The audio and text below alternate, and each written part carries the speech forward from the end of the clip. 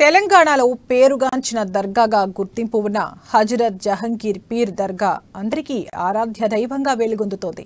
కులమతాలకు అతీతంగా వేలాది మంది భక్తులు దర్గాను సందర్శించి మొక్కులు తీర్చుకుంటారు. రాష్ట్ర దేశ స్థాయి నాయకులకు సైతం కోరిన కోర్కెలు తీర్చే దైవంగా పేరొందుతోంది. ముఖ్యంగా ఇక్కడ చిన్నారులకు తల వెంట్రుకలు తీస్తే ఎలాంటి వ్యాధులైనా నయమవుతాయని భక్తుల నమ్మకం. అభివృద్ధి వైపు అడుగులు వేస్తున్న జేపీ దర్గాను హిందూ, ముస్లిం, క్రైస్తవులు, సిక్కులు నిత్యం దర్శించుకుని మత సామరస్యాన్ని చాటుకోవడం ఇక్కడ విశేషం. అలాంటి పవిత్ర దేవాలయంలో అక్రమాలకు అడ్డు లేకుండా పోయింది. భక్తి పేరిట భక్తుని జేబుకు చిల్లు పెడుతున్నారు.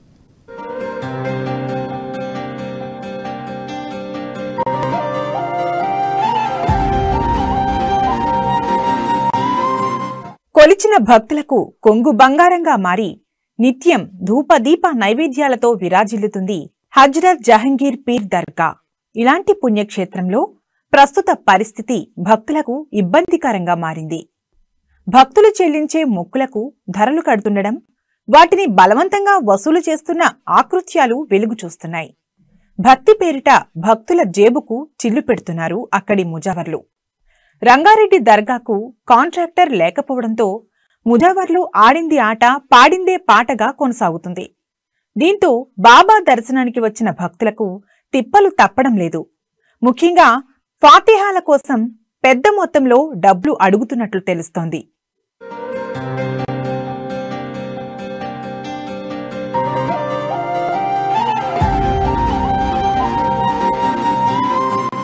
నిజానికి గత 3 నెలల క్రితం ఇక్కడి కాంట్రాక్ట్ రద్దయింది.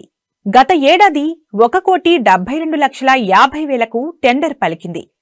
ఈ ఏడాది సెప్టెంబర్ 2వ తేదీకి దర్గా వక్ఫ్ బోర్డు ఆధీనంలోకి వెళ్లింది. దాదాపు 3 నెలల 15 రోజులకు దర్గా హుండీలో 18,86,000 రూపాయలు వచ్చినట్లు ప్రకటించారు.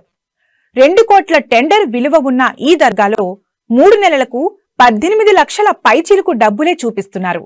అంటే సగటున మిగతా డబ్బు ఎక్కడికి వెళుతుంది, ఎవరి జేబుల్లోకి నిండుతుంది అనే ప్రశ్నలు వెల్లువెత్తుతున్నాయి. 2 కోట్ల టెండర్ ప్రకారం యావరేజ్ గా కనీసం 46 లక్షల రూపాయలు 3 నెలలకు ఆదాయం రావాల్సి ఉంది. ఇక్కడ అందుకు విరుద్ధంగా జరిగింది. ఇది పర్యవేక్షణ లోపమా లేక దర్గాలో ఉభయ వర్గాల రాజీ ప్రణాళికనా తెలియదు. కానీ వక్ఫ్ బోర్డు ఆదాయంలో గణనీయమైన మార్పు సంభవించింది. అసలు దర్గా రాబడిపై కన్నేసిన వారు ఎవరు అనేది తెలియడం లేదు.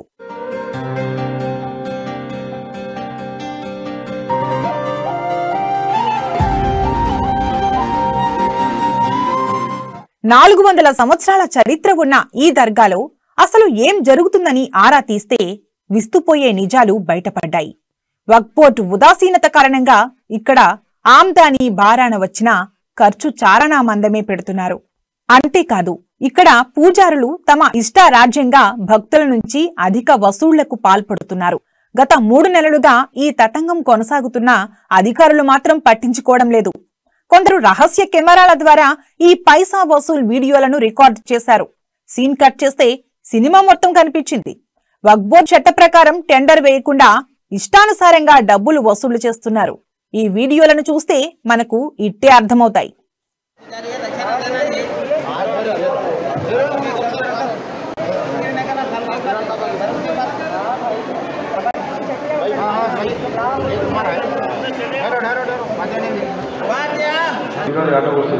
ఇక్కడ వస్తే 1000 రూపాయలు ఖర్చు అవుతుంది. దేవుని పేరు మీద 500 కూడా తెలుగు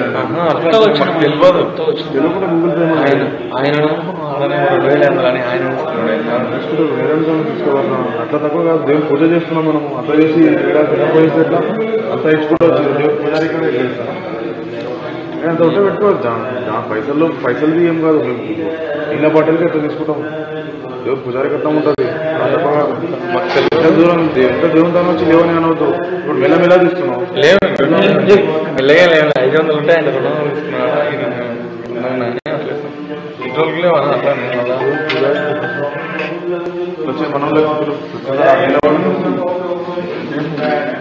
రాజకీయ నాయకుల సిఫార్సు మేరకు టెండర్ ప్రక్రియలో ఇక్కడ ఆలస్యం జరుగుతుందని పలువురు అంటున్నారు. గత 3 నెలలుగా దర్గాలో ప్రసాద ప్రార్థనల కోసం ముజావర్లు ఆడిందే ఆట, పాడిందే పాటగా సాగుతుంది. అన్న ప్రసాదానికి ఫాతిహా ఇవ్వడానికి 500 నుంచి 2000 రూపాయల వరకు ముజావర్లు వసూలు చేస్తున్నట్లు తెలుస్తోంది. ఇదేమని ప్రశ్నిస్తే బెదిరింపులకు దిగుతున్నట్లు వీడియోలో స్పష్టంగా రికార్డైంది. అంతేకాదు, ఇంటి వద్ద న్యాజ్ చేసుకునేవారు దర్గాలో మంత్రించిన నీళ్ల కోసం వెళితే ఒక వాటర్ బాటిల్ కు 1000 రూపాయల వరకు డిమాండ్ చేస్తున్నారు.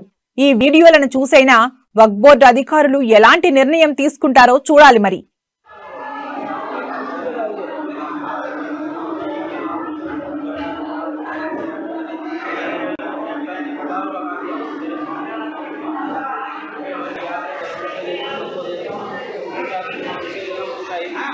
అంటే చేతి పోవన్నా ఇంకా వందరపాలైనా పెట్టింది 5 రూపాయలు 3 పెట్టద్దు ఎవరి దగ్గర 100 రూపాయలైనా పెట్టే బయటకు పెట్టువా అడగండి 5 కాదు 100 బయట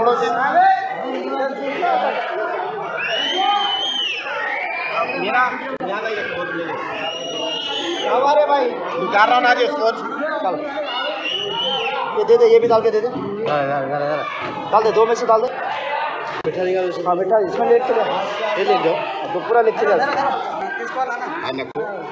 ले ले नारारी का आप है ना बाबा के खादिम पुजारी हम पुजारी का नाम ले ले हम वहाँ दे दिए गवर्नमेंट दे दिए तो जो बेटा हमें दे दो